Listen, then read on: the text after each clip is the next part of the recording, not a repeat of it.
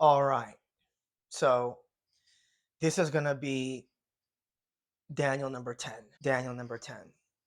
The original plan was to make this two different videos. I cannot do that. So unfortunately, this is going to be one long video again. Sorry. The reason for that is because the Beast of Daniel, which is going to be the topic of today's discussion, is got to be, in my opinion, one of the most difficult prophecies in the Bible. The reason why I believe that is because there is so much other information you need to know before you can even approach this prophecy from an objective perspective, okay? So what I'm going to do is I'm going to explain to you the assumptive interpretations, the weak interpretations that are usually applied to this topic, and then I'm just going to shatter it completely, okay? And then after I shatter it, we're going to pick up the pieces and we're going to rebuild it. And I'm going to give you a different perspective, the biblical perspective of this topic. This video I'm going to be discussing is going to be picking up after Zechariah's prophecy. In Mystery Babylon and Zechariah's prophecy, I demonstrated to you that the Catholic Church is biblically not the final kingdom of this world, okay? It's not the Pope. It's not some cardinal. It's none of those guys. There's another kingdom after this one that will take place after the rapture of the church. Now, the question is, if there's going to be another kingdom after the rapture of the church, how are these kingdoms going to be assembled? Who's going to be the kingdoms involved, and et cetera, right? Now, the difficulty with Daniel's prophecy regarding the beasts is, um, aside from the point that I made earlier, is that you need to know the Old Testament. Okay? Had the Jews accepted the Messiah, there would be no New Testament. Okay? That would not have been written. Now, God orchestrated history in such a way that we, former Gentiles, would get in on the promises. You understand? Okay. Had the Jews, listen carefully, had the Jews accepted the Messiah, every prophecy of the Old Testament would have come to pass exactly as the Lord had spoken. Do you know what that means? That means if you take out the New Testament and everything took place the way that it should have, Rome would not have been the kingdom of the Antichrist in those days either. Because every nation that shows up in the Old Testament, second coming prophecies, like I established before, are Middle Eastern nations. Who are the main antagonists of the Old Testament? I'll give you a list. The Philistines. Who are the Philistines in modern day Israel? They are in the Gaza Strip. They call themselves Palestinians. There's no such thing, dude. Who was the one that created the fake state of Palestine? You know who his name is? His name is Arafat. You know who Arafat is? He holds one of the world records for terrorist attacks. And guess his ethnicity? Arafat is an Egyptian. Isn't that interesting? Now, Arafat was married to a Roman Catholic. I believe personally, my opinion, I believe personally that Islam and Catholicism will merge into one monster religion in the future. I believe that. And that's going to take place in the Middle East, not in Europe. Islam and Catholicism are both sides of the same coin. They are both equally violent. They are both equally uncontrollable. It's just that the Catholics are very ecumenical now because they have to be. But when the events of the tribulation, the time of the end take place after the rapture of the church that we're going to be discussing in this part of the playlist come to pass, the Catholic Church can take her mask off, but God is going to judge that whore because the Catholic Church requires judgment from God. And the spirit of Mystery Babylon, that female spirit that possesses cities, will move to one more nation. I don't think Catholicism is going anywhere. I think it's going to emerge into a much scarier monster. And what we're seeing now is just a shadow of what's going to take place. You understand? And so with that in mind, who are the antagonists? We said the Philistines earlier, right? Who else? Can you think of any? I'll give you another one. Pharaoh, king of Egypt. Okay. How about another one? Assyria. Do you know what Assyria is on the map right now? No, you don't know. In the next video, we're going to be discussing that. That's not a topic for this video. But Assyria is one of the most mentioned nations of the Old Testament, and they are one of Israel's worst enemies. The Assyrians are so evil that the Antichrist is from Assyria. He's called the Assyrian, not the European. He's not from Europe at all. Not one verse. Listen, not one verse. You only get that interpretation from shutting up your Bible and listening to Jeffrey Grider and just only reading Dr. Ruckman and Clarence Larkin and C.I. Schofield. It's not in the Bible. Not one verse. Okay? That's very important. Who else are the bad guy in the Old Testament? We said Assyria. We said the Philistines. We said Egypt. Who else? Idumea. You say, what's Idumea? Edom. Edom, south of Israel. And where's that located? Well, it's southeast of Israel, and then it's going into the Jordan, the land of the Jordan River area, right? And so there are more prophecies about God damning Edom than all those other nations. You say, why?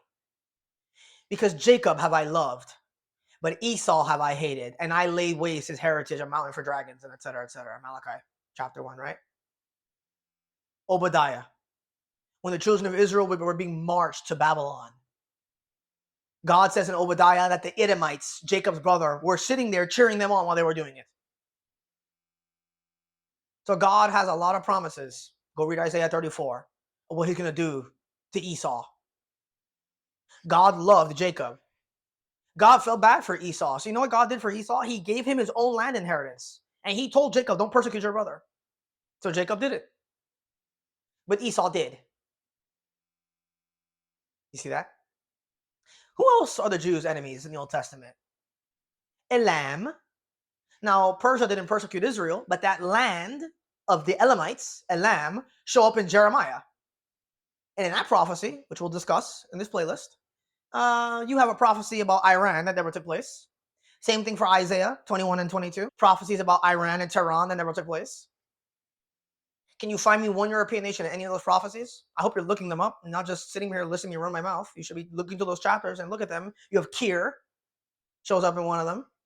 Kir is an area is we don't know the exact location of Kir in the modern day, but we know it's relatively in the region of Iran. What else shows up? Who else is the enemies of Israel in the Old Testament? Babylon. Babylon is what right now? Iraq. It's the area of Iraq. Okay. So in the Beast of Daniel, or rather in Mystery Babylon, you have Babel, Nimrod, Pharaoh, the Assyrian, Nebuchadnezzar, which is a repeat of the first one. And then sure, you have Rome and Greece. But when Greece was reigning over the Middle Eastern nations, Greece was reigning over Middle Eastern nations. Doesn't matter that the kingdom split up into 4 parts. They were still reigning over Middle Eastern nations. When Rome came into power and they were conquering all those territories, where were they doing it? Yeah, they had Europe, but their territories were where? Middle Eastern nations. When Israel got kicked out after Titus destroyed the temple and God scattered the Jews, who was fighting over that land? The Turks, the Ottoman Empire. The Romans tried to go back and get it. The Muslims at the time, when that became a religion, tried to go back and get in that land. And there were still a remnant of Jews in Israel, by the way. Not all Jews were kicked out of Israel after they got kicked out in 70 AD. There was still a minor remnant there. Okay? Who came in after that?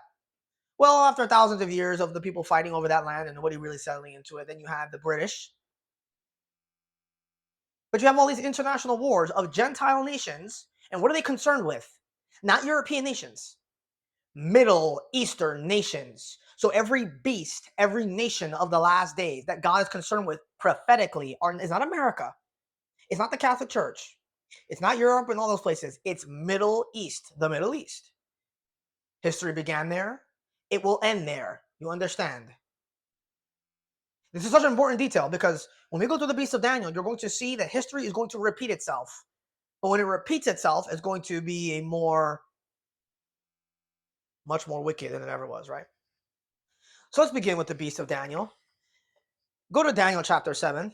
Daniel chapter 7. I give these long commentaries in the beginning. I'm not just saying that because I love to hear myself talk. I'm trying to get you to just understand the perspective of the material before we get to the verses. You see, oftentimes when Bible believers teach the Bible, they just look at a verse and they say, well, it sounds like this, so it must be that. And then they give up interpreting it. You can't do that. Now, go to Daniel chapter 7. We're going to be discussing some other things before I can actually identify the first beast. We're going to be talking about two topics in Daniel 7. The first topic we're going to talk about in Daniel 7 is called the War of the Winds. Daniel chapter 7, verse 2. Daniel spake and said, I saw in my vision by night, and behold, the four winds of heaven strove upon the great sea. Okay, the four winds. We have a little timeline here. I will be elaborating on the timeline in a moment. We have some other things up here. I will explain what that is in a moment. Now, there are many different interpretations as to Daniel 7's prophecy. The major common interpretation is that these nations here are talking about nations of the past. So the average interpreter is going to say that the lion is Babylon. They're going to argue in some interpretations that the second beast, the bear, is Persia. They're going to argue that the leopard is going to be Greece. And the final beast is Rome. Do you know how they get that interpretation? They're trying to match the beast of Daniel with the image of Nebuchadnezzar. You can't do that, dude. You see, why can't you do that? Well, let's talk about these nations, these beasts that rise up out of the great sea. I want you to go all the way, same chapter, in verse 17. These great beasts, which are for what? Kings that what? Shall arise out of the earth. What does that word mean? Shall arise. What do the beasts represent? Kings. What else do they represent? Verse 23, thus he said, the fourth beast shall be the what? The fourth kingdom upon the earth. Who is the king when this prophecy is given to Daniel? Daniel chapter 7 and verse 1. Daniel 7 verse 1, in the first year of Belshazzar, king of Babylon, Daniel had a dream. Huh? Who is that? Who's Belshazzar? The king of Babylon. The angel told Daniel that these beasts shall arise. Guess what happened in that part of Daniel? Well, in Daniel 5, Belshazzar is killed that night. So the first beast, the lion, cannot be Babylon because it's future tense. It says nations that shall arise. It can't be talking about Babylon because Babylon's already the kingdom that Daniel's in, dude. So Clarence Larkin and C.I. Schofield have no idea what they're talking about. You see how two verses, again, this is the problem with people. They like to idolize these teachers. I just embarrassed half the material on this topic with two verses. Because they just didn't read what it said, man. It didn't say that. All right, but now I'm going to make it worse for you. Another interpretation that people like to say concerning the beast of Daniel is going to be, some people are going to argue that, and this is coming from Dr. Ruckman and Clarence Larkin, they're going to argue that the lion is Britain, the bear is Russia, and the leopard is USA. That's what they're going to argue. How are they getting that argument? The idea is that when Cyrus called the nation of Israel back to their land, well, didn't Britain do that in 1948? That's the proof text. Well, Britain is a type of Persia because Persia did to the Jews what Britain did to the Jews when he allowed them to go back to their land. And who is the biggest promoter of that theory? Dr. Ruckman. Now, I'm not going to say this to be rude, but that is honestly, are we being serious? Seriously? No Bible. Just Britain is a type of Persia. Well, I showed you in Zechariah's prophecy that God ignores the regathering of Israel back to their land under the time of Antiochus IV Epiphanes. Right? He did do that. And he ignored it during the time of Titus and Rome. The only two regatherings that God recognizes is the one from Cyrus and the one from Jesus Christ, because Cyrus is a type of Christ. All the regatherings in the middle, God completely ignores them. Because he knows that that's not the final true regathering. That's not the second biblical regathering back to their land. Right? Second of all, I don't understand how Dr. Ruckman could get the idea that Britain calling the Jews back to their land is a type of Persia. Honestly, not to be disrespectful, but that is ignorant. When the British allowed the Jews go back to their land, the British persecuted the Jews after allowing them to go back.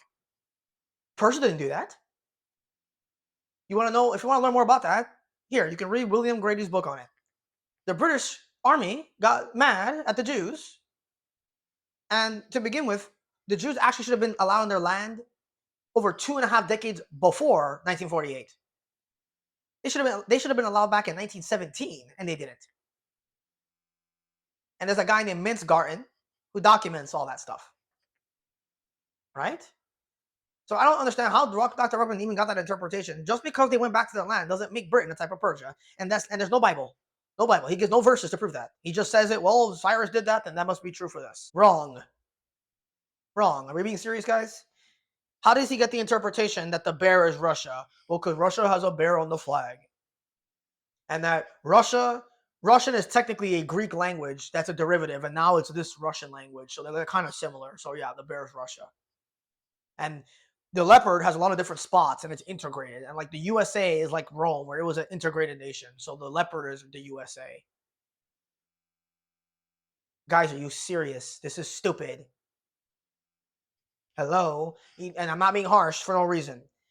King James Bible believers will fight me to say this stuff is biblical and say that I don't understand prophecy and double application. They're gonna say all this nonsense. But this is so stupid, guys. Seriously, the lion has wings. So that means and Europe has a griffin on some of their flags, but they got an eagle wings. So the lion is Europe, it's Britain. Come on, be real. Be real with me, okay? Does that sound like Bible? If the devil accused us of being private interpreters, would he be wrong? No, he would not be wrong. Okay? Now, the problem with this is that we're going to ignore all the expositors. We're going to ignore all the great men of God that taught the Bible. And we're going to look at what the Bible says. Okay? When you are studying topics like this, you need to identify key words in the text. Okay? So let's start with Daniel chapter 7.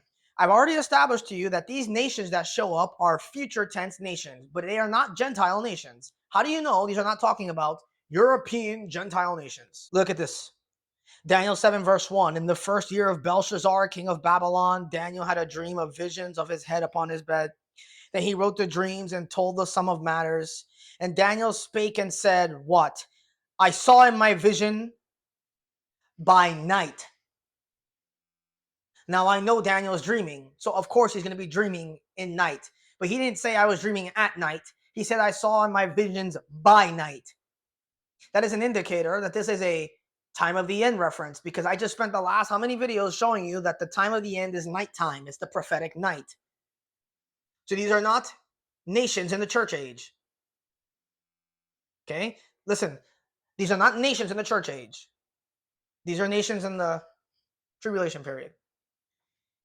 And it says, and behold, the four winds of the heavens strove upon the great sea. What's the other reason you know that these are not nations in the church age? First of all, it says that the beasts which arise are kings and kingdoms in the second part of the chapter. But it says that the beasts come out of where? The great sea in verse 3. Do you know what the great sea is on the map? Let's look at what the Bible says. Go to Joshua 23, and let's look at Israel's land inheritance. Joshua 23 and verse 4. Behold, I have divided unto you by lot these nations that remain to be an inheritance for your tribes from Jordan, with all the nations that I have cut off, even unto the great sea. What direction? Westward. Here's another one. I want you to go to the book of Numbers 34. What direction did it say? Westward. Numbers 34, and we're going to look at verse 6. Here's the border of Israel. He's giving the land grant. And it says in verse 5, and the border shall fetch a compass from Asmon unto the river of Egypt, and the goings out of it shall be at the sea. And as for the what? The western border, ye shall have the great sea for a border. This shall be your west border. What is the Great Sea on the western border of Israel? The Mediterranean Sea, dude. Those two words invalidate every book written on this topic. Every book written on this topic is invalidated by those two words. The kingdoms come out of the Great Sea. Where's the Great Sea at, guys? In the Middle East. Now, part of the reason why I think Rome is going to have, a Roman Catholic Church will have a place in the end times is because Rome is near this sea. But Rome is the only one that's near the sea. All these other nations, like, America and Britain, they're not there, dude. They're not in the Middle East. So automatically, you can junk every commentary on Daniel. Just throw it in the garbage because it doesn't say that there. All right. And it's going to say in verse 4, the first was like a lion and had eagle's wings. Okay. I beheld till the wings thereof were plucked up, and it was lifted up from the earth, and made stand upon the feet as a man, and a man's heart was given to it. Now, I'm going to warn you right now, this is a very difficult study I'm about to begin. So I'm going to try my best, by the grace of God, I'm going to try my best to make this as simple and easy for you to understand. But I just want you to understand that this is a very difficult topic. So I'm gonna try to add notes as well to the video in case you're not gonna understand, because this is tough. All right, I put this teaching off for a little bit in my personal time because I wasn't feeling too confident about teaching it. But now that I'm in a better position to, I'm gonna go really slow and just bear with me, okay? Before we identify the first beast, let's see what's going on with this War of the Winds. I mentioned earlier that the Great Sea is one of the ways you know that this is a time of the end reference, because he says he saw a vision by night, and no nation has shown up from the Great Sea, no beasts of any history that matches that, because these prophecies haven't taken place yet. But one of the ways you know that this is a time of the end reference, I want you to go to the cross reference in Revelation chapter 7. Revelation chapter 7. And in Revelation chapter 7, just before the tribulation period begins, at the start of the beginning of sorrows, remember the beginning of sorrows we talked about in the playlist? The beginning of sorrows is the, wars and rumors of war, famine, pestilence, earthquake, blah, blah, blah, blah, blah. All these are the beginning of sorrows, right? Well, the time of the end begins with the beginning of sorrows. So now the church gets raptured out, but then there's something here. And Daniel says that he saw four winds striving upon the great sea. What does that mean? Well, we'll get there. But look at the cross reference in Revelation chapter 7. And it says in verse 1, and after these things I saw four angels standing on the four corners of the earth, beholding the four winds of the earth, that the wind should not blow on the earth, nor on the sea, nor on any tree. And I saw another angel ascending from the east, having the seal of the living God, and he cried with a loud voice to the four angels to whom it was given to hurt the earth and the sea, and he tells them, don't let the winds go until I've sealed the servants of God in their forehead, in verse 3. Okay, isn't that strange? What kind of wind is the angel holding that if he lets it go, it's gonna start something, that something's gonna happen, right? Well, when this takes place in Revelation chapter 7, that is in the beginning of the time of the end, just after the rapture of the church. What is the chronology? Let's do some review. The Antichrist, as I've shown you in Daniel's prophecy, is going to be secretly revealed to discerning Christians in the church age. When he's revealed, the rapture of the church will take place just shortly after that, because I showed you in that video that the revelation of Judas being the son of perdition and the betrayal of Christ, it was short. It happened almost instantaneously, right? After the rapture of the church, the 144,000 Jews are sealed. And I showed you in the playlist that none of the wars and the beginning of sorrows and the famines, none of that crazy stuff takes place until after the 144,000 are sealed, because the angel says, don't hurt the earth, don't hurt the sea, don't hurt anything until I get these guys first, right? It's only after these guys are sealed that who shows up? Who shows up? The man of sin. Revelation chapter 6, I saw a white horse going forth to conquer and to conquer. When the 144,000 are sealed, that guy is called in response to some winds.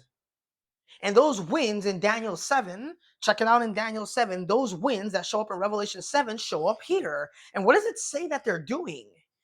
It says in Daniel chapter 7 and verse 2, he said, and behold, 4 winds of the heaven did what? They strove upon the great sea. What does strove mean? Fighting. Huh? Wind can fight? No, this is an allegory. This is an allegory. So let's try to figure out, before we can identify the first beast of Daniel, let's try to understand this prophecy, okay? And let's try to figure out what these 4 winds are talking about, okay? So let's take a little bit of some details here. Let's go back to Revelation chapter 7. Back to Revelation chapter 7. And there's a couple details here that we're going to have to identify before we can really accurately expound the text. Revelation chapter 7 in verse 1, it says that the 4 angels were standing where? Upon the 4 corners of the earth. And behold, the 4 winds of the earth. Okay, let's stop right there. Let's slow down. So the number 4 in the Bible is, I don't know a single teacher who's actually identified what 4 is in the Bible. What does the word 4 represent? Do you know? 12 is the number of Israel, 7 is the number of God's completion, 13 is the number of a curse and rebellion, 8 is new beginnings, 9 is fruitfulness. But what is 4? Do you know? Well, let's use the Bible and let's try to identify what this is talking about. We're going to check it out. Stay on Revelation chapter 7 and go to Mark 13:27. Mark 13. Mark 13 and verse 27. Then shall he send his angels and shall gather together his elect from where? The 4 winds. The 4 winds. Didn't it say that in Daniel and Revelation? What are the 4 winds? Let's see. From the uttermost part of the earth to the uttermost part of heaven. So he says, get them from the 4 winds. Now the winds are not defined in the text. But, well, not precisely it isn't. But look how it says, to the uttermost parts of the earth and the part of the heaven. So the angels are to gather them from the 4 winds. Are the angels going directly north, south, east, and west? They're going all over the planet. All over, right? Keep that in mind. Now, I want you to look at Matthew 24. Let's see how Matthew words it. Matthew 24:31. And he shall send his angels with a great sound of a trumpet, and they shall gather together the elect from where? The 4 winds, from one end of the heaven to the other. Well, the Jews, they're scattered. They're not located in just north, south, east, and west. They're all over the planet. So when they're being gathered from where? From the uttermost parts of the heaven, like Mark 13 says. Here it says, from one end of the heaven, from one end of earth to the other end of earth. Now, earth is not a flat earth. This is a figure of speech, guys. This is a figure of speech, okay? So here's another example I want you to go to. Look at the book of Ezekiel. And we're going to look at chapter 7 of Ezekiel. Chapter 7 of Ezekiel. How does Ezekiel say this? Ezekiel chapter 7 and verse 2. Also thou, son of man, thus saith the Lord God unto the land of Israel, the end is come upon the what? The 4 corners of the land. Hold on a minute. Does Israel have 4 corners? Is Israel a square or a rectangle? No. So why is he saying the 4 corners of the land? It's not the 4 corners, north, south, east, and west. It's 4 as in all of the land. All of the corners of the land. So when it says that God is gathering Israel from the 4 winds, it's not literally from 4 cardinal winds. It's all the winds. It's a figure of speech. Okay? Now, you have to know that to be the case because Israel does not have 4 corners, okay? Israel does not have 4 corners. So when the Bible says 4 is all of something. All of something. So God is saying he's going to gather his elect from the 4 corners. Let's reiterate once again. He's gathering them from the 4 corners of the earth. But then he defines it. to the uttermost parts of the heaven, from one end of the heaven to the other. So he's gathering his elect, the Jews, to Israel from where? From all of the earth, not just specific the cardinal directions. It's a figure of speech. In Ezekiel 7 too, just confirms that for you. Israel does not have four corners, okay? All right. Now, the issue now is, okay, so the four corners are going to represent, or rather, so look at this. Revelation chapter 7, verse 1. And after these things, I saw four angels, literally four angels, standing on the four corners of the earth. Where were the angels standing? They were not standing directly north, south, east, and west. The angels were standing around the earth. Now, I don't know how that works, so don't ask me to explain it. But they weren't standing directly in a T shape. So you can actually read it. I saw the four angels standing on the, not on the four corners, standing around the earth, all around the earth, because that's what they were doing. I'm not changing the word of God. I'm just trying to interpret it for you. And then it says that the four angels were holding the four winds. Well, if four is all winds, then what are the winds? Daniel says that the winds were striving upon the great sea. What kind of wind is fighting? Well, let's see. Let's see. I want you to go to Ezekiel chapter 5. Let's try to define what these winds are. Let's try to figure out what these winds represent. Ezekiel chapter 5. What did God say he's going to do? Ezekiel chapter 5 and verse 10. Therefore the fathers shall eat the sons in the midst of thee, and the sons shall eat their fathers, and I will execute judgment in thee, and the whole remnant of thee will I what? Scatter into what? All the winds. God said he was going to scatter the remnants of Israel into all winds. Let me ask you a question. Did he scatter the Jews north, south, east, and west? No, he scattered them all around the planet. To where? Where did God scatter the Jews to? Other, listen, nations. So you can read it as, of the remnants of thee, I will scatter into all the nations. I'm going to prove that. I'm going to prove that. Go to Deuteronomy 28. Deuteronomy 28. You know that has to be all nations, because look what God says here in Deuteronomy 28. Deuteronomy 28, verse 64. What's God going to do to the Jews? And the Lord shall scatter thee among where? All people. Where? From the one end of the earth, even unto the other end of the earth. Okay, so what did he say? Well, it doesn't say earth there. It says unto the other. But what did it say in Matthew? When God gathers the Jews, he's going to gather his elect from the four what? The four winds. In Ezekiel chapter 5, he said he would scatter them into all winds. Here in Deuteronomy, he's defining that, saying that he'll do what to them? Read it again. He's going to scatter thee from among all people from one end of the earth, even unto the other. You understanding what's going on here? I want to give you more examples. I really want to prove this. I have like one nail in the coffin, but I just want to really just hammer this one down for you. Go to Ezekiel 34. Ezekiel 34. I missed this one. Ezekiel 34, verse 6. My sheep, Israel, wandered through all the mountains and upon every high hill. Yea, my flock was where? My flock was what? Scattered upon all the face of the earth. Because the number 4 is all of something. They were scattered all around the world. So when he gathers them, he's gathering his elect from the 4 winds, from all the nations of the world, all the nations of the earth. The way that he scattered them to all winds and all nations, he's bringing them back. You see the parallel here? I want to give you more verses. Look at Isaiah 11. Isaiah 11. And verse, we're going to look at Isaiah 11 and verse 12. And it shall come to pass in that day that the Lord shall set his hand again the second time to recover the remnant of his people. The context is the final regathering of Israel. And in verse 12, he says, and he shall set up an ensign for the nations, and shall assemble what? The outcasts of Israel. How? And gather together the dispersed of Judah from where? From the 4 corners of the earth. From all the corners of the earth. From everywhere.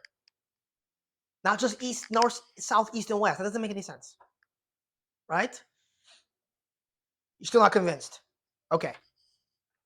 Let's look at Zechariah chapter 2. The winds represent nations. That's what they represent.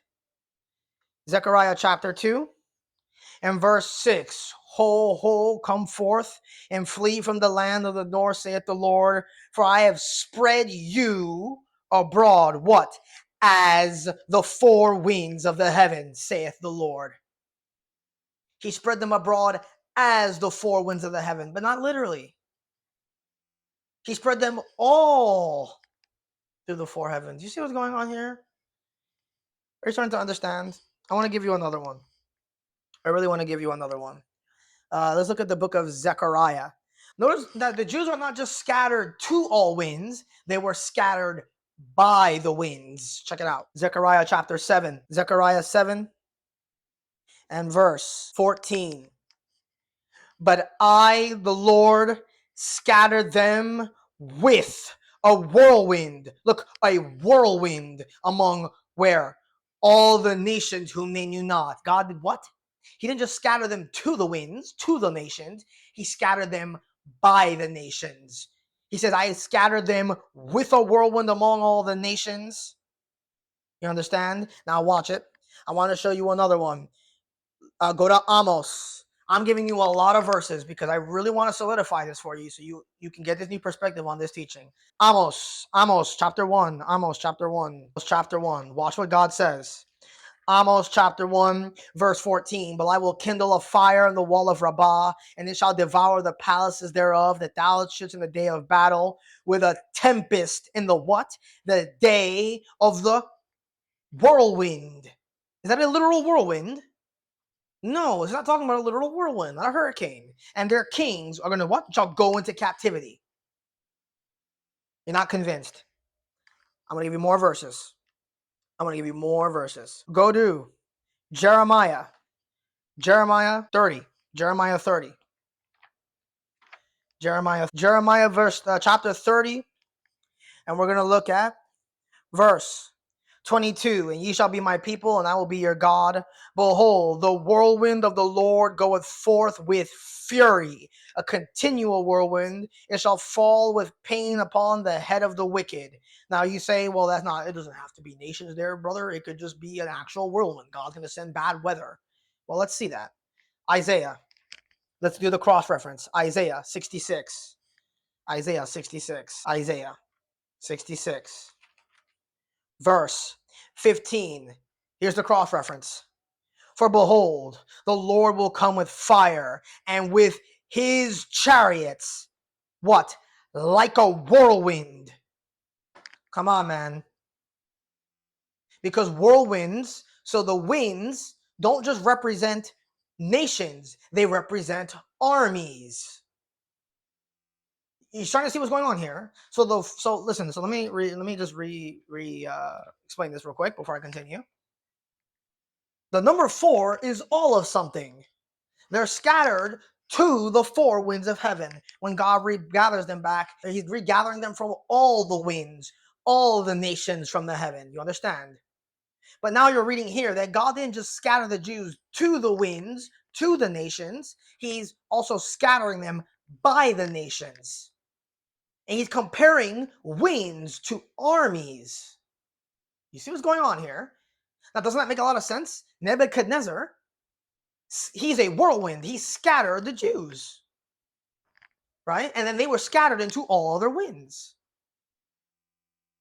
So what you're reading there in Daniel 7, I'm going to keep showing you more verses. What you're reading in Daniel 7 is that the 4 winds were striving upon the great sea, because there are nations fighting on the great sea in the Mediterranean.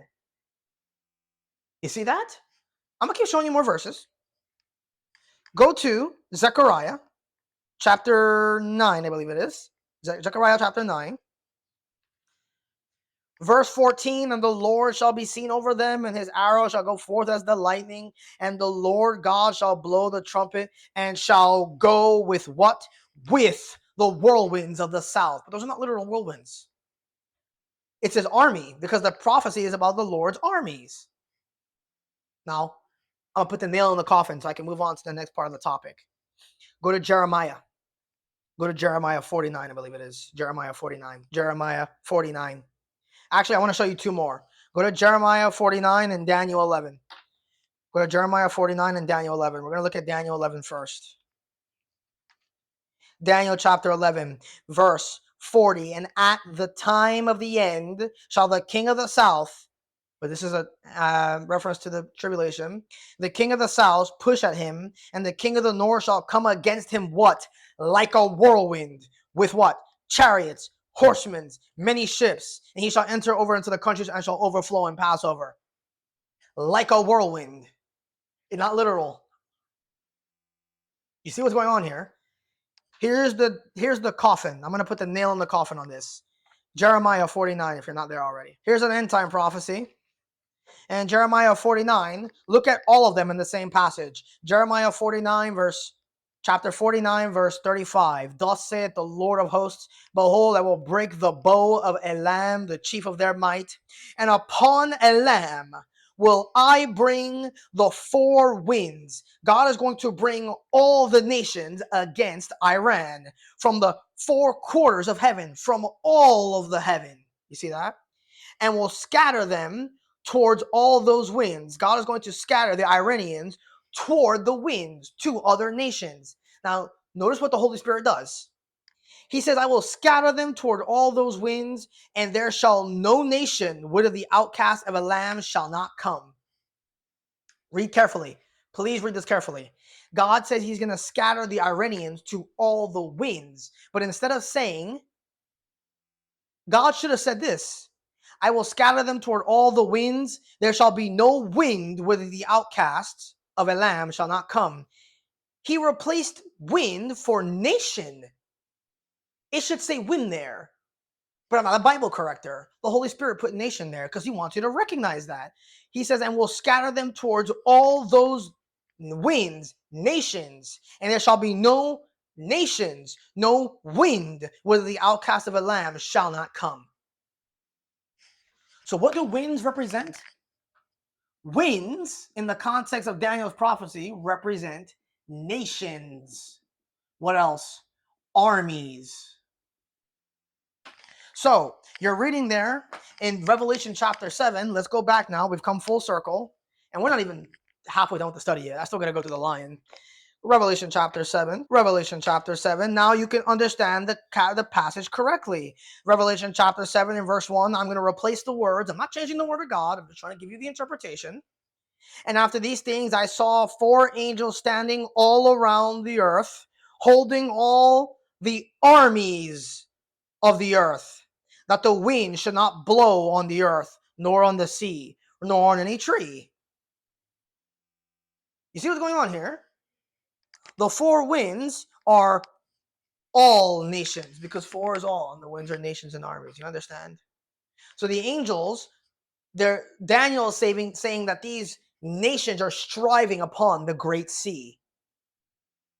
And he calls it, or I'm going to call it, the war of the winds. And what's happening is that these nations are, after the rapture of the church, the world is probably in a temporary pause, a temporary hole where people are trying to gather their loins together, regather their bearings. And the angels are holding back these nations from fighting each other. But then in Revelation chapter 7, when the angel lets the winds go, bang, they all start fighting with each other. And Daniel is saying in this prophecy that from the great sea, because of these winds, beasts will arise out of the sea. And those beasts are nations and kingdoms that shall arise in the future. But it's a time of the end reference. Because everything I just said to you is about Revelation chapter 7. This is a reference to the beginning of sorrows. See what's going on here? Okay. So let's go back to Daniel 7. Daniel 7, verse 2. Daniel spake and said, I saw in my vision by night, time of the end, and behold, but four winds of the heaven strove upon the great sea. All the nations of the earth are striving on the great sea. They're getting ready to battle. But what's happening? And verse 3, and four great beasts came up from the sea, diverse from one another. So now, before we can identify the lion, we got to go through some other problems in the text. Daniel chapter 7 and verse 8, I considered the horns, and behold, there came up from among them one little horn, from whom there were 3 of the first horns plucked up by the roots. And behold, in this horn were the eyes like the eyes of a man, and a mouth speaking great things. Who's that? Yeah, the son of perdition. Okay. Now we can discuss the timeline. So Daniel is saying that there's some nation, there's a war going on in this region of the world. And when the 144,000 are sealed, then the war of the winds kicks off, right? Okay, now Daniel is saying that from the war of those winds, 4 great beasts are coming out of that sea. The first one is a lion. Now, in this part of the prophecy, we're in the beginning of sorrows. Okay? We're in the beginning of sorrows. Now, if we're in the beginning of sorrows, Daniel says that after the lion, what shows up? The bear. Now, what shows up after the bear? The leopard. What shows up after the leopard? The monster beast. I'm going to call it the monster beast. Now, who is the monster beast? The son of perdition. Which of the 4 red riders? So let's do a little review. We talked about that in Matthew 24, there are wars and rumors of war, pestilence, earthquakes, and famines. Jesus says all these are the beginning of sorrows, correct? What did I say marks the start of the Great Tribulation? The abomination of desolation. We'll put AOD, right? Who is the monster beast? The son of perdition. Which is the rider that brings death and hell? The rider that brings death and hell is the pale rider. So, when I'm going to propose, I'm not saying that the 4 horsemen are the 4 beasts of Daniel. I'm not saying that. I'm simply saying that the cataclysmic things that the riders bring about will similarly match the timeline of when these beasts show up. And we know that because if the pale rider matches the son of perdition and the monster beast showing up, that means that these other riders will appear around the same time that the other beasts do. Now that's important because in this series, I'm going to show you that the leopard is Egypt. Who shows up when the leopard shows up? Black Rider. You say, why is it important that Black Rider shows up around the time that the leopard, Egypt, will show up? Because guess what happened in the book of Genesis? In the book of Genesis, I'm getting ahead of myself a little bit, but I'm just trying to tease you. In the book of Genesis, all the nations had to come to Egypt to get food because there was a worldwide what? Famine. But that's for the later part of the playlist. I haven't gotten to the leopard yet. I'm just trying to get you to think, right? Now, the lion shows up. Who is the first of the riders? The white rider. The white horseman. Who is the white horseman? The man of sin. He arrives as a reaction to the 144,000 Jews getting sealed. And then what happens after the white horseman? The red rider. I believe, and we'll expound on this as the playlist goes on, I believe that this War of the Winds is a world war that's going to take place, and something about the man of sin is going to have something to do with it. And it's most likely going to be the case that who's there in the Mediterranean? Rome is there in the Mediterranean. This war that takes place, this War of the Winds, takes place on where? The Mediterranean Sea, and Rome is on the Mediterranean Sea. It's most likely possible that the lion is going to have a war, and the lion will show up triumphant in this war. We're about to identify the lion. And that war is something that happens in this War of the Winds. And I believe that when this lion comes out triumphant in the War of the Winds, that Israel will be able to build her temple up until the point of the abomination of desolation. And that Rome will be a what's the word? Rome will be a not a victim, because she's not a victim. She'll be destroyed in the process. I believe God is going to use this War of the Winds to destroy Rome. And out of the destruction of Rome, Mystery Babylon will need to move somewhere else. And it's going to be Egypt. So then the question is, who's the first beast? How is that going to take place? Well, in order for us to understand the chronology of the end times and the specific nations and their politics and the war is going to take place, we got to identify the lion. The lion. Daniel chapter 7, verse 4. The first was like a lion and had eagle's wings. I beheld till the wings thereof were plucked up, and it was lifted up from the earth and made stand upon the feet as a man, and a man's heart was given to it.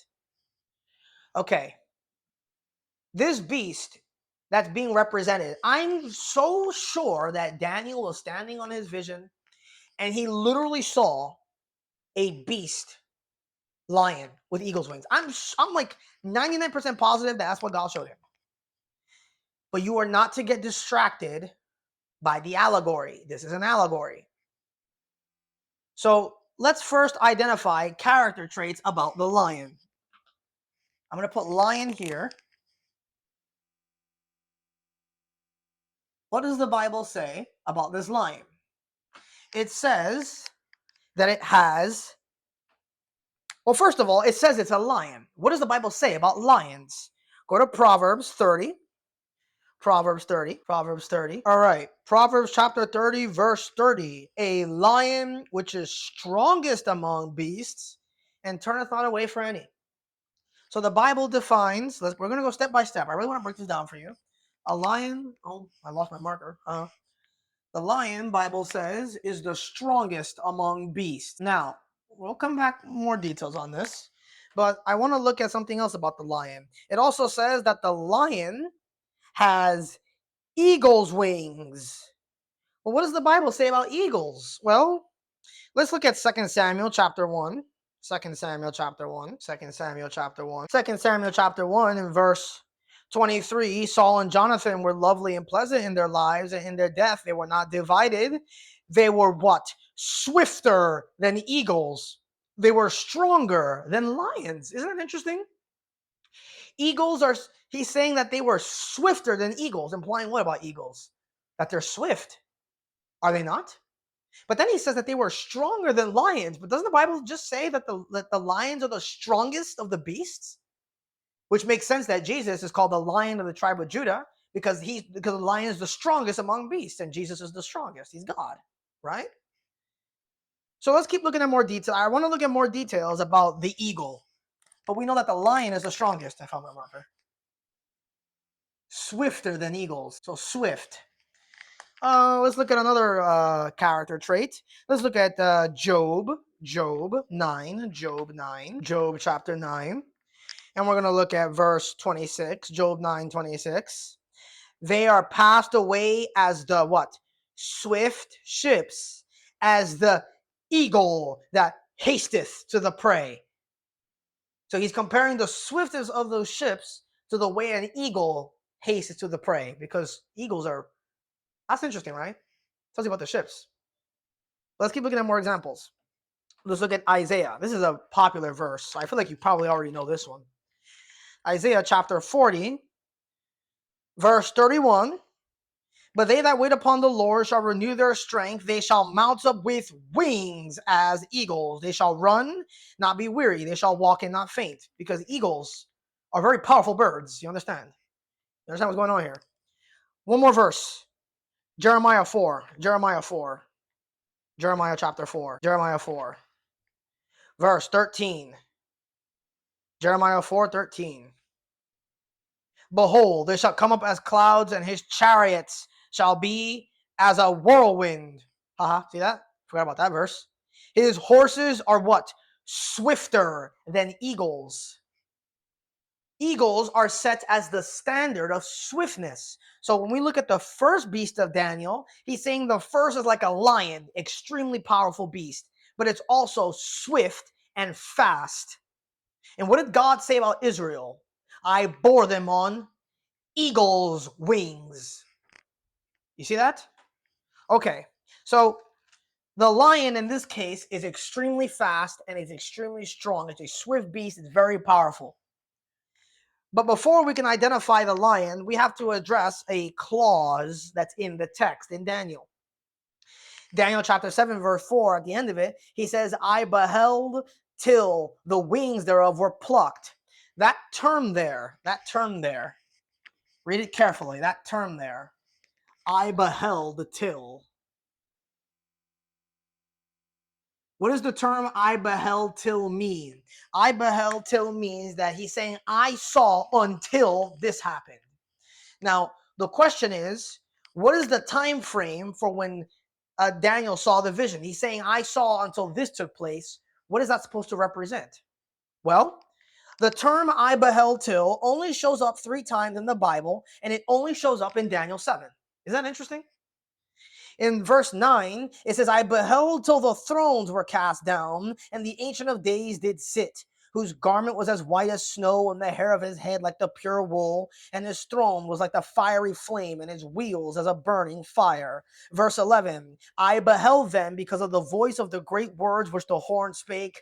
I beheld even till the beast was slain, and his body destroyed, and his body given to a burning flame. You see that? So, Bible says in Daniel 7, verse 4, 9, and 11. This term I beheld till. In order to understand what time reference this is supposed to be talking about, we need to compare the only mentions we have and see what it's talking about.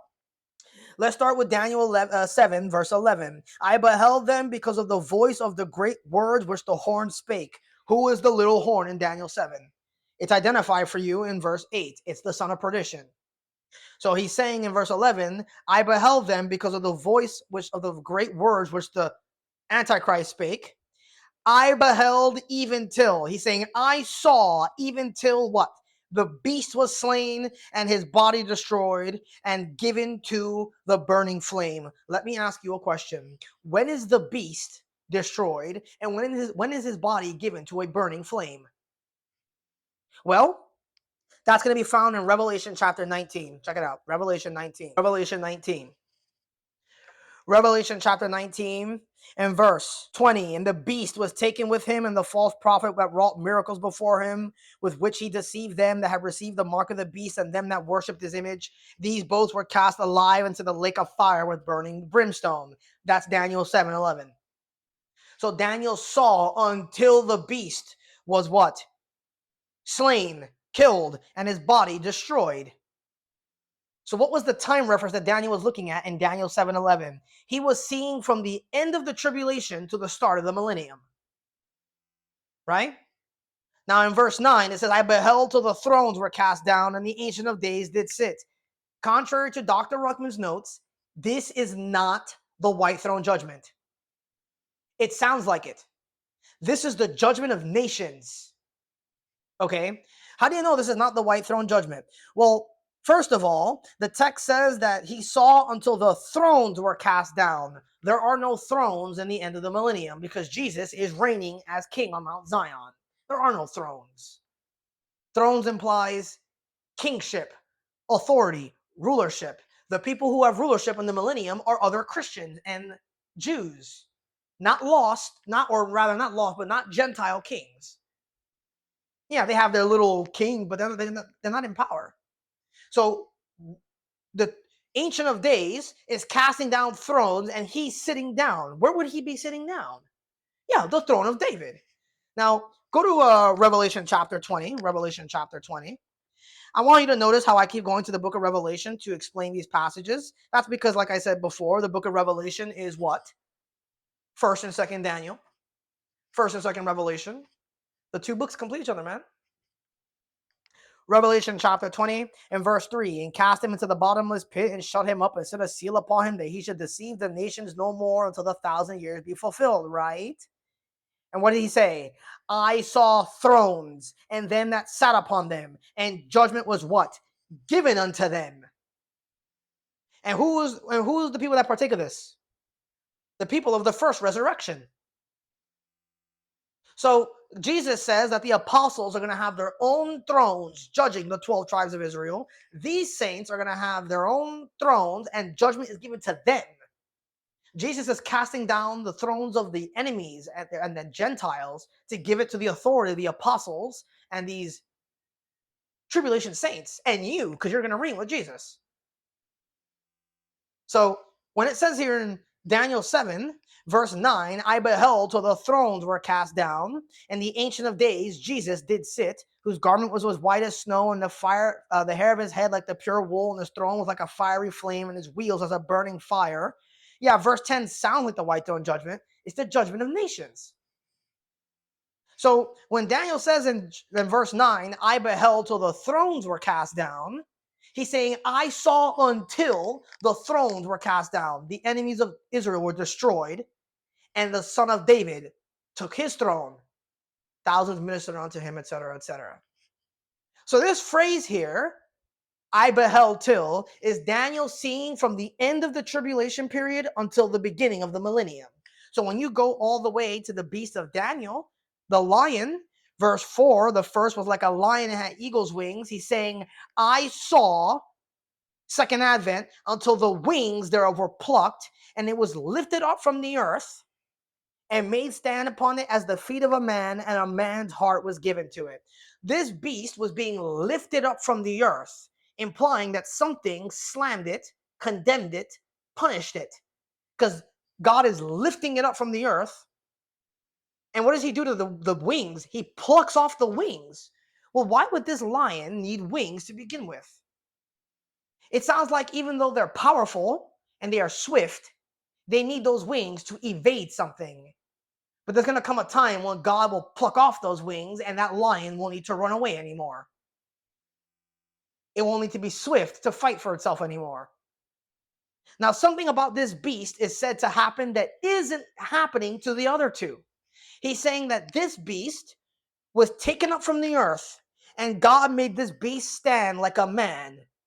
And he said that a man's heart was given to it. Can you think of a single nation that's like a beast? But God one day is going to condemn that beast. But a time is coming where he'll pluck off their wings and he'll make that beast stand up like a man. And that beast will have a man's heart. Yeah. There's only one nation that could possibly fit that description. Israel. Israel. We're going to go through the verses. I beheld till the second advent, where the wings thereof were plucked. They won't need those wings anymore because they won't be having to fight for themselves and run away from the nations.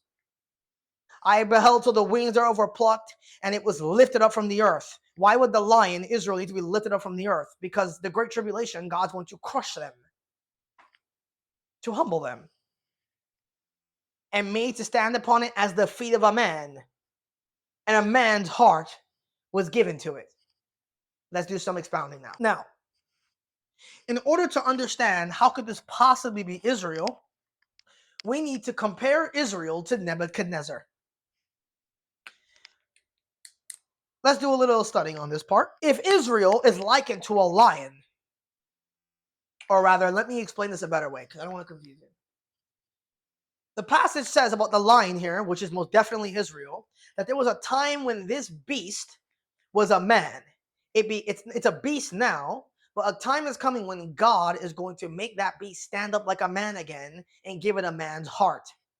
The only way to solve this passage is that there is another person in history who was also a man that became like a beast. And God what?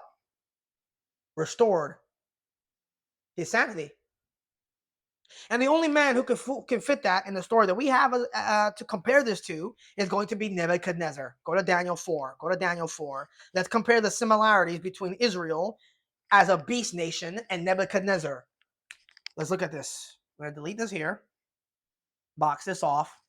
And let's compare Nebuchadnezzar to Israel, the lion. Okay, so Nebuchadnezzar, Daniel chapter 4, verse 32, and they shall drive thee from men, and the dwelling shall be with the beasts of the field. Nebuchadnezzar is going to be living like a beast. And they shall make thee to eat grass as oxen. 7 times shall they pass over thee, until thou know that the Most High ruleth in the kingdom of men, and he giveth it to whomsoever he will. And the same hour the thing was fulfilled upon Nebuchadnezzar, and he was driven from men, and did eat grass as oxen. Interesting. And his body was wet with the dew of heaven till his hairs were what? Grown like eagle's feathers. Isn't that interesting? Isn't that interesting? Now, I'm going to make it worse for you. So Nebuchadnezzar is said, when he's as a beast, he's said to have eagle's feathers. Now, you know what makes this even worse? Go to Jeremiah chapter 4. Go to Jeremiah chapter 4. Look at this really interesting prophecy in Jeremiah. Here's a prophecy about Nebuchadnezzar. Look what God calls him. Jeremiah chapter 4 and verse 7. The lion is come up from his thicket. A destroyer of the Gentiles is on his way. He is gone forth from his place to make thy land desolate, and thy city shall be laid waste without an inhabitant. Well, hold on a minute. The destroyer of the Gentiles here, the lion, is Nebuchadnezzar. So not only does he have eagle's feathers as a beast, he's also a lion. Well, Israel, let me put the word there. Israel has eagle's wings, and they're a lion. And what does God do to Nebuchadnezzar? He humbles him so bad that he eventually gives his sanity back to him, and he becomes like a man again. Until thou know that the Most High ruleth over all the kingdoms of the earth, and he giveth it to whomsoever he will, right? Well, isn't that going to be the same thing for Israel? Daniel 7. Daniel 7. And it was lifted up from the earth and made upon the stand of it as the feet of a man, and a man's heart was given to it. Now, here's what's so interesting. Do you know what God calls Israel in the Old Testament? Check it out. Check it out. Go to Ezekiel 17. Ezekiel 17. Ezekiel 17. Also, here's another passage that Nebuchadnezzar is likened to an eagle. Ezekiel 17, verse 3, and say, thus saith the Lord God, a great eagle with great wings, long-winged, full of feathers, which had diverse colors, came unto Lebanon and took the highest branch of the cedar. You see that? How do you know that's Nebuchadnezzar? Look in verse 12.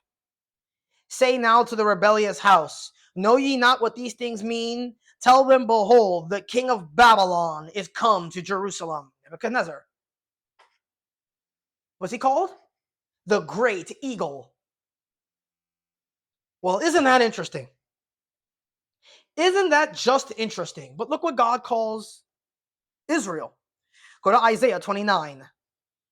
Isaiah 29. Isaiah 29. You've never heard Bible teachings like this nowhere.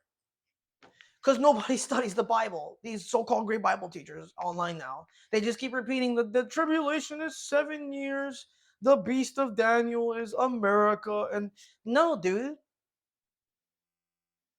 These guys want to be prophet wizards, but they don't know nothing about prophecy, man. And you know why I don't know anything about prophecy? Because they're not humble. Do you know how difficult this is for me to teach? This is not easy. I'm trying to be very specific and get details right. This is not easy. And that's why they won't study it. Because it's uncomfortable.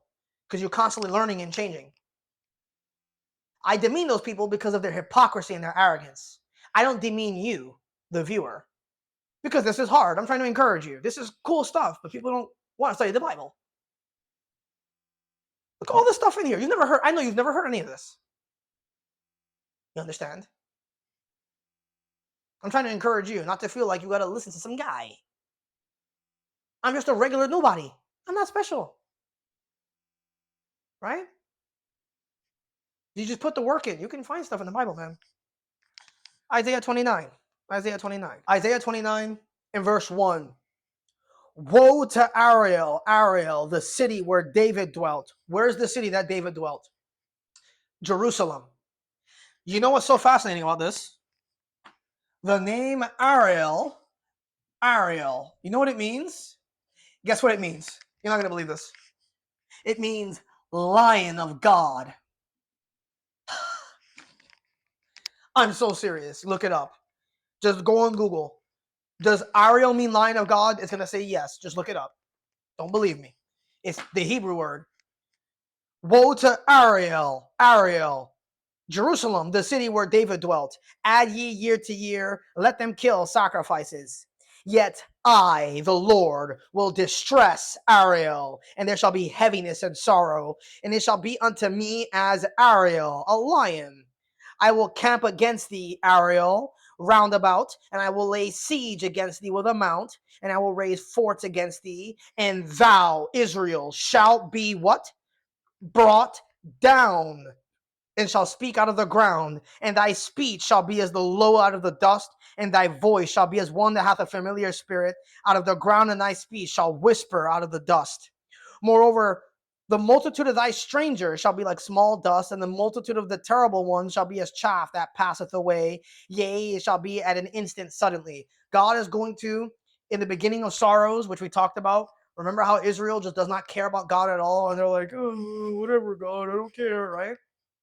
Well, God is saying to Ariel, the lion of God, because they're the lion of Daniel's prophecy, woe to the city that David dwelt. He's going to bring them down to the dust, which is why in Daniel's prophecy, God is lifting them up from the earth. What is the earth made of? Dust. See what's going on here? Now watch it. God is going to allow these strangers to distress Israel. This is talking about a period in the beginning of sorrows. Now check it out. In verse 6, God is going to do these things to the Gentiles that mess with Israel.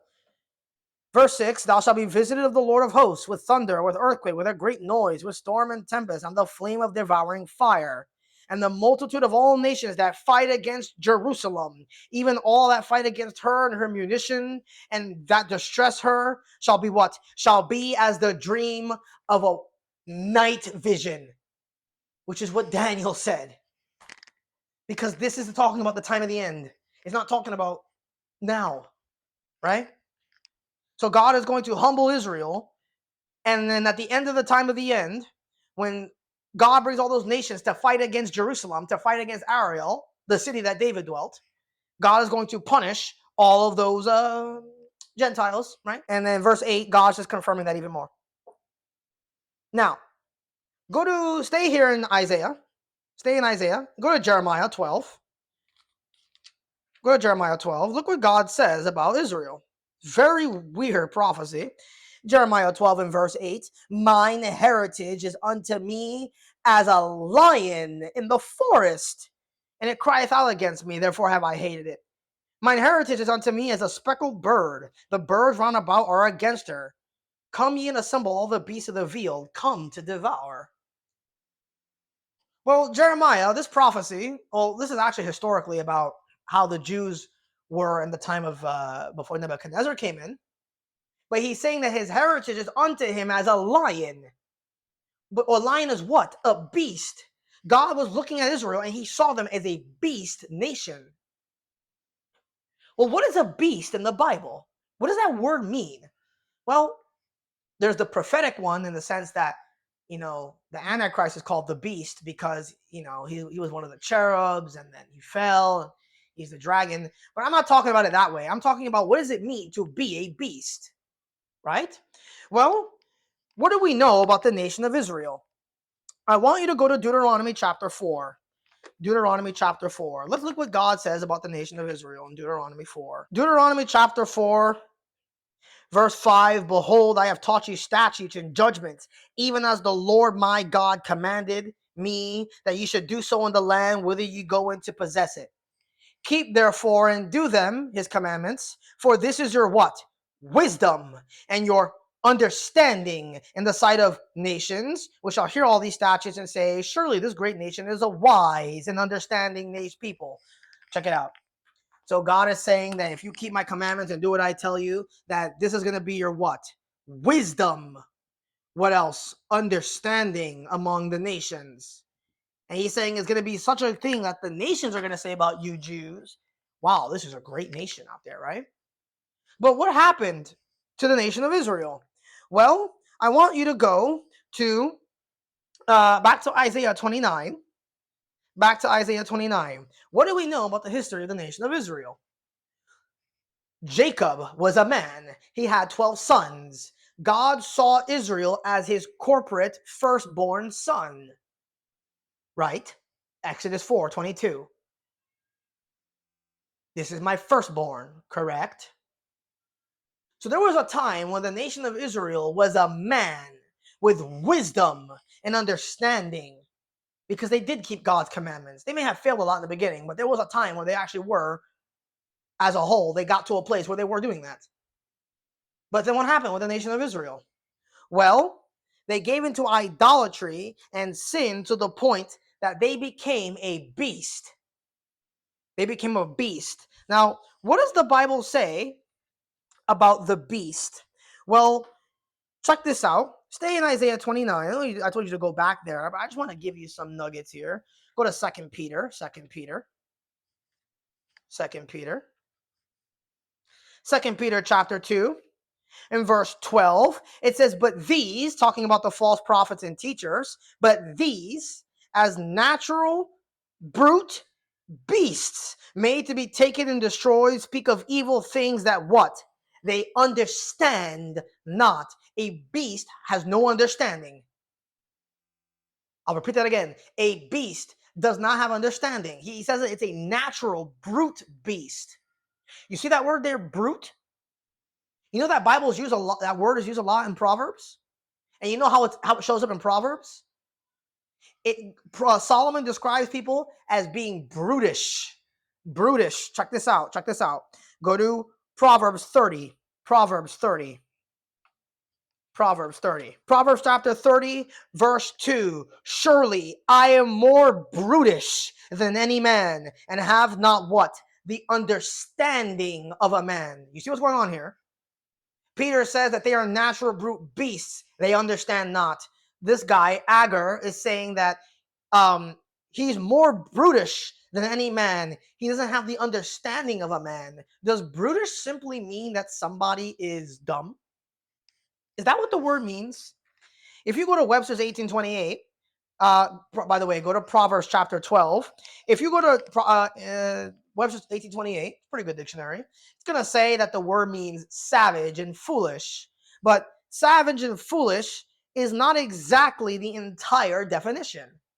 A brute is not just something that is savage. It's something that's like a beast, something that doesn't have understanding. Because what is a brute?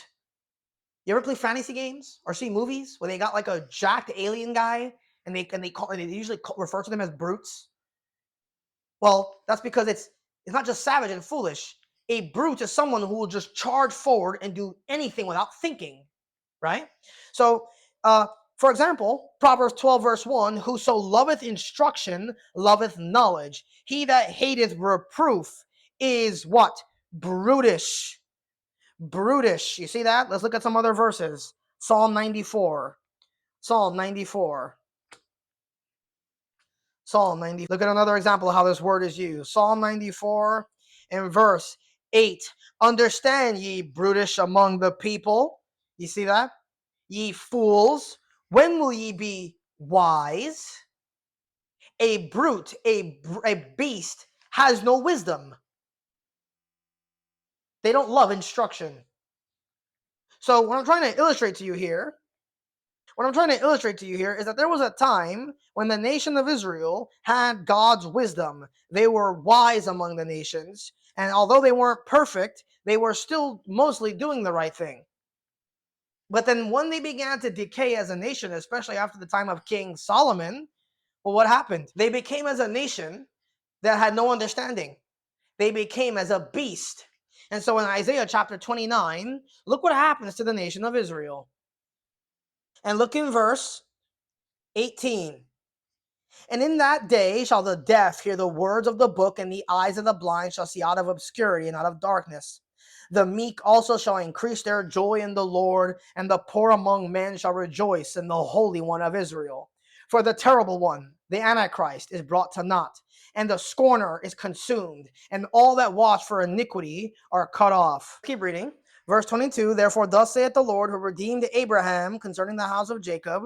Jacob shall now not be ashamed, neither shall his face now wax pale. But when he, Abraham, seeth his children, sounds like a resurrection there, the work of mine hands in the midst of him, they shall sanctify my name and sanctify the Holy One of Jacob, and shall fear the God of Israel. They also that erred in spirit shall come to understanding, and they that murmured shall learn doctrine. Why would they need to do that? Because for so many years they didn't have that.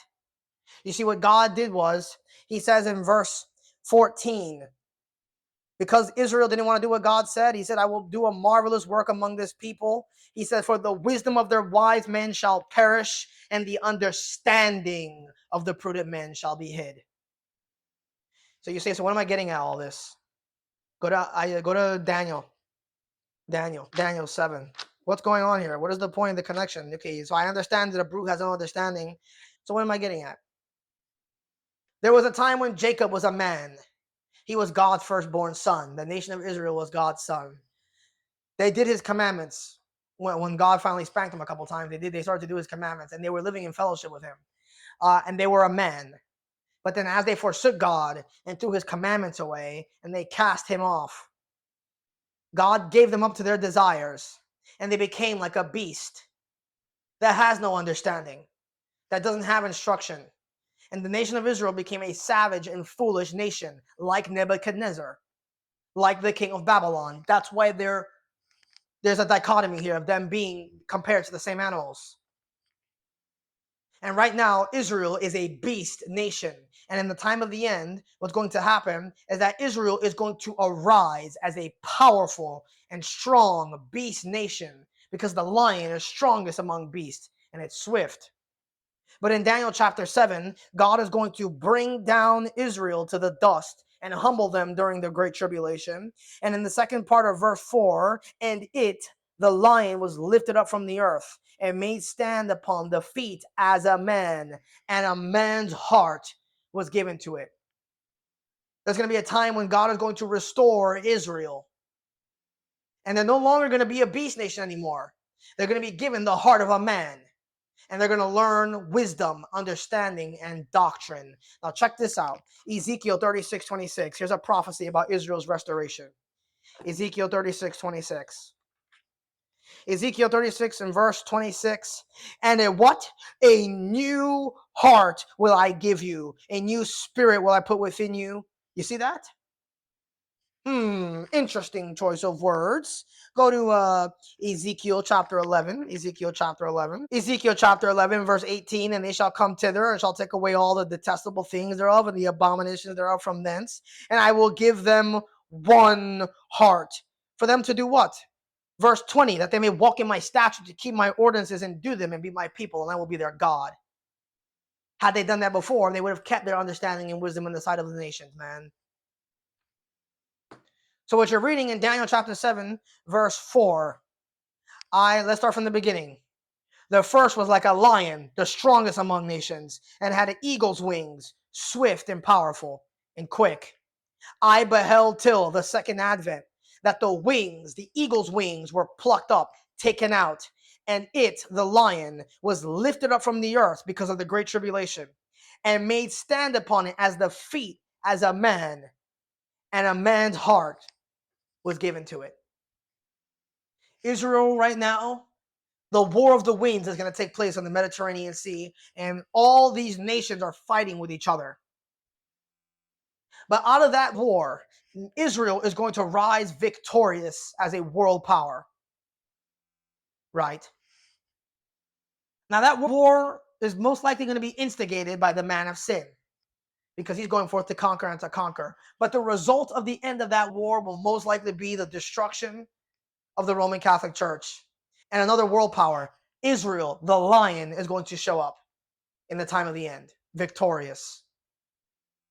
And it's because of that prosperity and because of that power that they're going to have at the beginning that they are so apathetic in Jesus' parables, like Matthew 22.